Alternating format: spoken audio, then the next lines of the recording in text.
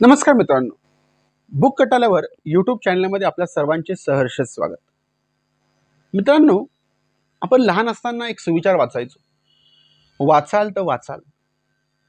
या पाठीमागे सर्वात महत्त्वाचा अर्थ असा होता की आपण जर आपल्या आयुष्यामध्ये वाचन सुरू ठेवलं आणि वाचत आपण गेलो तर त्या वाचनातून आपल्याला नवीन विचार मिळतो आणि मिळालेल्या नवीन विचारातून आपण आपलं आयुष्य अतिशय चांगल्या पद्धतीने घडवू शकतो.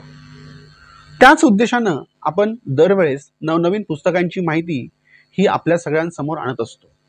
आज पुन्हा देखील आपण एका नवीन पुस्तकाविषयी माहिती मिळवणार आहोत. पुस्तक तसं नवीन नाही आहेत, पुस्तक खूप जुनं आहेत, परंतु जितक्या वेळेस आपण ते पुस्तक वाचू तितक्या वेळेस आपल्याला त्या पुस्तकातून नवनवीन गोष्टींची माहिती मिळत जाईल याची मला खात्री आहे. मला एक सांगायचं आहे की महाराष्ट्रामध्ये एक महत्त्वाचं असं व्यक्तिमत्व आहे. त्यांना आपण अनेक पद्धतीने ओळखत असतो आणि ते व्यक्तिमत्व म्हणजे की ज्यांनी पानिपत लिहिलं, ज्यांनी संभाजी लिहिला, त्यांनी अनेक अशा महत्त्वाच्या अशा कादंबऱ्या लिहिल्या, ते म्हणजे माननीय डॉक्टर विश्वास पाटील सर. आणि त्या डॉक्टर विश्वास पाटील सरांची पानिपत ही कादंबरी आपण आज थोडीशी समजून घेणार आहोत. कारण की पानिपताची जी आवृत्ती माझ्या हातामध्ये आहे ती 30वी आवृत्ती माझ्या हातामध्ये आहे. त्यावेळेस मी पुस्तक घेतलं 2015-16च्या दरम्यान. त्यावेळेस त्या पुस्तकाची किंमत होती 400 रुपये. आज त्या पुस्तकाची किंमत वाढलेली असू शकते. आणि त्यावेळेस मी ते पुस्तक वाचलेलं होतं, ती कादंबरी वाचलेली होती. मला चांगलं आठवतं की मी 15 ते 20 दिवसाच्या दरम्यानमध्ये ही संपूर्ण कादंबरी वाचलेली होती. परंतु आजही त्या कादंबरीच्या अनेक पानं, अनेक प्रसंग डोळ्यासमोर अतिशय सजीव पद्धतीने उभे राहतात. अशा पद्धतीनं डॉक्टर विश्वास पाटील सरांनी कादंबरी लिहिलेली आहे. एक अजून मला गोष्ट सांगायची, जसं जसं आपण प्रत्येक कादंबरीचं एक एक पान उलटतो, त्या त्या पानाच्या पद्धतीनं त्या पुढच्या प्रसंगामध्ये, पुढच्या पानामध्ये नवीन काय कुठला प्रसंग येणार आहेत याची आपल्याला चाहूल लागलेली असते. म्हणजे ह्या कादंबरीमध्ये ज्या पद्धतीनं शब्दांची सजावट केलेली आहे, ज्या पद्धतीनं मांडणी केलेली आहे, त्या पद्धतीमुळे वाचक हा पहिल्या पानापासून तर शेवटच्या पानापर्यंत गुंतलेला असतो. आणि माझी देखील खात्री आहे की आपण देखील ही पानिपत कादंबरी वाचावी. पानिपत आपण ज्यावेळेस उघडतो त्यावेळेस पानिपत उघडल्यानंतर इथे त्या ठिकाणी मराठी साम्राज्याचं एक असं सुंदर चित्र दिलेलं आहे. आणि याच्या सर्वात शेवटी जर आपण बघितलं, काही नकाशे दिलेले आहेत की कुठल्या कुठल्या ठिकाणी पानिपत घडलं. त्या पानिपताचा नकाशा जो आहे तो पूर्ण नकाशा या पुस्तकाचा सर्वात शेवटी दिलेला आहे. आणि सर्वात महत्त्वाची गोष्ट या पुस्तकामध्ये जी दिलेली आहे ती मला सर्वात जास्त आवडली आहे. डॉक्टर विश्वास पाटील यांनी त्यांचं मनोगत लिहिलेलं आहे. 3 ते 4 पानाचं मनोगत लिहिलेलं आहे की त्यांनी कादंबरी लिहित असताना त्यांना कुठले प्रसंग आले. त्यातील 2-3 प्रसंग मी आपल्यासमोर वाचून दाखवतो. त्यामध्ये डॉक्टर विश्वास पाटील म्हणतात, पानिपत या 4 शब्दांची माझ्या श्वासाचं आणि माझ्या धमन्यातून वाहणाऱ्या रक्ताचं असं कोणतं विलक्षण नातं आहे हे कोणास ठाऊक. वयाच्या ऐन 25व्या वर्षी या कादंबरीवर लिहिण्याच्या इराद्यानं मी साधन सामुग्री गोळा करू लागलो आणि वयाच्या 28व्या वर्षी कादंबरीचं प्रत्यक्ष लेखन मी हातावेगळं केलं, म्हणजे लिहून पूर्ण केलं. आणि याच विषयाच्या निमित्तानं एक ऐतिहासिक किस्सा आठवतो.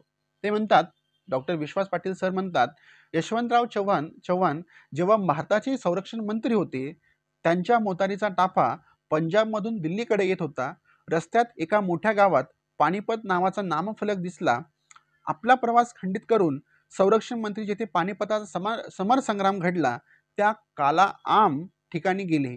तेथे मराठी वीरांच्या काळ्या अबडधोबड दगडी समाध्यांच्या समोर त्यांनी शेतात अचानक बसकन मारली.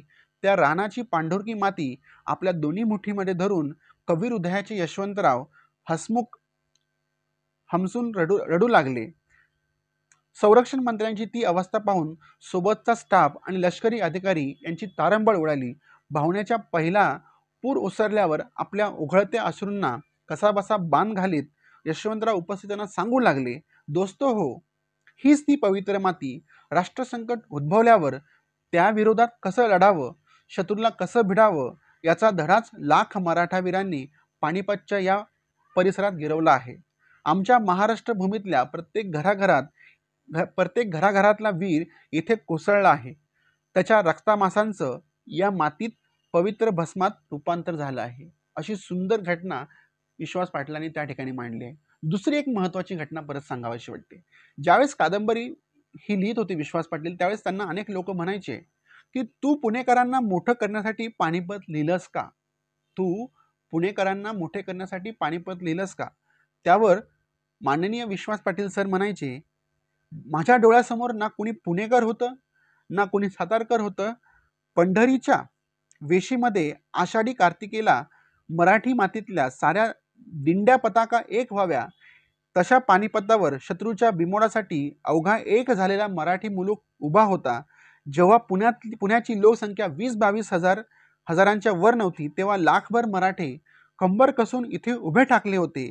त्यामध्ये भाऊसाहेब विश्वासरावांसह 7-8 ब्राह्मण सरदार फक्त मराठा समाजातीलच नव्हते, तर बहुजन समाजातील 18 पगडजातीचे 60 ते 70 बिन्नीचे सरदार त्या समार संग्रामात जीवापार लढले, असं विश्वास पाटील सर म्हणतात. आणि एक अजून तिसरी महत्त्वाची घटना विश्वास पाटील सर यामध्ये लिहितात. त्यामध्ये ते म्हणतात की 30व्या आवृत्तीच्या निमित्तानं माजी पंतप्रधान नरसिंहराव आणि नाट्य निर्माते मोहन वाघ या दोघांची प्रकर्षानं आठवण येते. नरसिंहराव पंतप्रधान व्हायच्या आधी भारतीय ज्ञानपीठाचे अध्यक्ष होते. तेव्हा काही कामानिमित्त ते मुंबईत आले होते. मराठीचा व्यासंग असलेल्या रावांनी महाराष्ट्र टाइम्समध्ये श्री हेडगेवारांनी लिहिलेलं पानिपतचं परीक्षण वाचलं. मुद्दाम बाजारातून प्रत मागवून ती झपाट्यानं वाचली आणि लगेच ही कादंबरी भारतीय ज्ञानपीठातर्फे हिंदीमध्ये प्रकाशित करावयाची व्यवस्था केली. त्यांच्यासारख्या जागरूक साहित्यप्रेमीमुळेच माझ्यासाठी हिंदी वाचकांचा महादरवाजा उघडला गेला. मोहन भागांनी या कादंबरीवर माझ्या खनपट्टीला बसून रणांगण नावाचं नाटक लिहून घेतलं, गाजवलं. आज मराठी पडद्यावर अनेक चॅनल्सवर चमकणारे अनेक तारे रणांगणाचीच देण आहे. नावाप्रमाणे वाघ असणारे मोहन वाघ आज हयात असते तर पानिपतच्या महासंग्रामाला 2.5 शतक पार पडल्याच्या पुण्यस्मरणाच्या निमित्तानं त्यांनी पुन्हा एकदा रणभूमीवर रणांगणाची शहादत देणाऱ्या तुतारीचा नक्कीच निनादून सोडल्या असत्या. अशी सुंदर सुंदर आठवणी डॉक्टर विश्वास पाटलांनी या कादंबरी रंगवल्या आहेत. आणि त्याबरोबर पानिपत वाचताना तुम्हाला म्हटलो की पानिपताचं आपण जसं एक एक पान उलटतो, मागचं पान झाल्यावर पुढच्या पानावर काय प्रसंग असेल याविषयी अतिशय कुतूहल निर्माण होतं. आणि कशा पद्धतीने मराठी वीरांनी पानिपत हारून सुद्धा त्या पानिपतामध्ये जिंकण्याची जिद्द जी होती, जिंकणं ज्याला आपण म्हणतो, ती उमेद त्या ठिकाणी होती.